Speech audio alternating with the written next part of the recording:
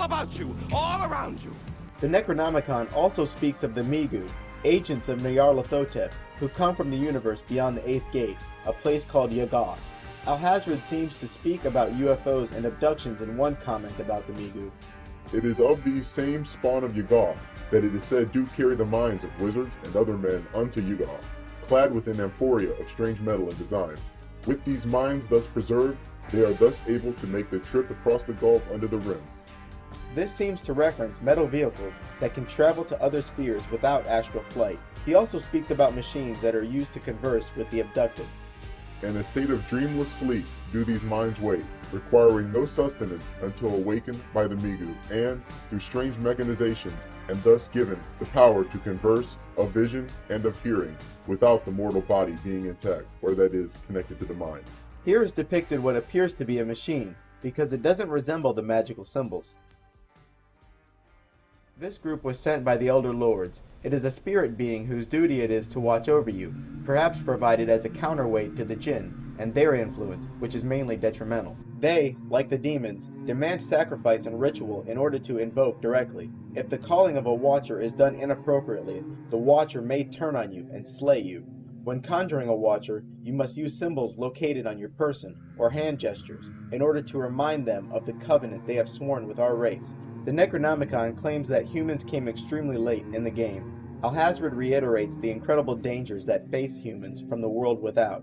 Alhazred also makes an interesting remark regarding the possible construction method of the pyramids. He speaks of a race of human beings who called themselves the Thul. From the earth did the people of Muthul mine a strange ore which they did place in baskets made of lead. This ore did they place in great ovens to burn, and thus create the etheric energies that they used within their cities.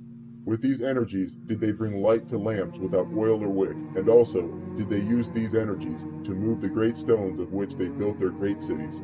And for those of you who have seen Hollywood Insider's Full Disclosure, you should know that Abdul Alhazred confirms for us the existence of vampires, and even the ancient Sumerians, who predate all the vampire legends of medieval Europe by thousands of years, had a word for vampire: Akakuru. Alhazred makes mention that these teachings have been forgotten by the bulk of man, and only the worshippers of the ancient ones still retain them. Today, we call this group the Illuminati, the Enlightened Ones, a collection of tightly woven secret societies with these teachings at their core.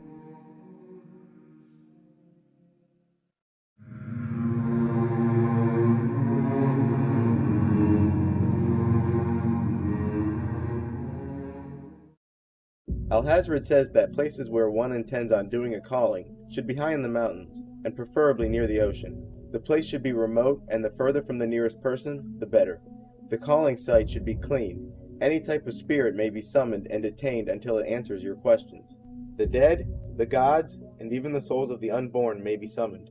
He says that some spirits aren't worth conjuring, for they may not have the intellect, sanity, or power to do as you command. Alhazred warns that if you've done the ritual in accordance with its proper procedure, and the spirit or demon does not arrive, do not persist and finish the ritual quietly. If this is the case, it means that the spirit is presently attending another ritual, or is off doing work that he has been previously assigned to. It also mentioned that changing the ritual or symbols in the slightest may render them useless, or worse yet, create a broken gate to the outside. There. See? The door. You left it wide open. And leaving the door open is the worst mistake any employee can make because... He then goes on to discuss the proper etiquette for a demon summoning. He said that after the demon is invoked and present, wait for it to address you. After this, ask it to speak clearly, in a pleasant tone, in your native tongue. Also charge it to speak softly, so that its booming voice does not deafen you. Abdul recommends that you gracefully tell the spirit to contain its odor, so that those present at the ritual will not faint. Also remember not to make a sacrifice that is too large or too small. If too small, the spirit will be offended, and if too large, the spirit may consume too much and become difficult to control. Carefully matching every child to their ideal monster to produce superior scream, refined into clean, dependable energy. Alhazred claims that if you're opening a gate, as opposed to an invocation, that you will see the respective gate forming above the altar. He speaks of it as if it were a hole in space, formed by the ritual that you can physically hop into. But in the air above the altar, whereupon thou wilt presently see the gate opening for thee, and the spirit messenger of the sphere, greeting thee in a clear voice, and giving thee a name, which thou must remember, for that is the name of the passing of the gate, which thou must use each time thou passest thereby. The spirit messenger will meet thee, and, if thou not know thy name, he will forbid thee entrance, and thou wilt fall to earth immediately. The Necronomicon states that these spirits and demons are generally adverse to light, and will avoid sun and moonlight. But on overcast nights, or moonless nights, these demons are unrestrained and move freely about. They would certainly be satisfied to see a sky that was forever cloudy. Opening of gates to other planes of existence is called the walking. In this, your physical body lies upon a dais, while your astral body takes flight to walk among the stars. During this time, you must assign your personal watcher to guard over your body. Basically, if either body dies while you're plugged into the Matrix, you're screwed. He also recommends to be completely vegetarian 7 days before you go on your astral constitutional. And 3 days before the ritual of the body trip, you should have nothing to eat at all, except juices.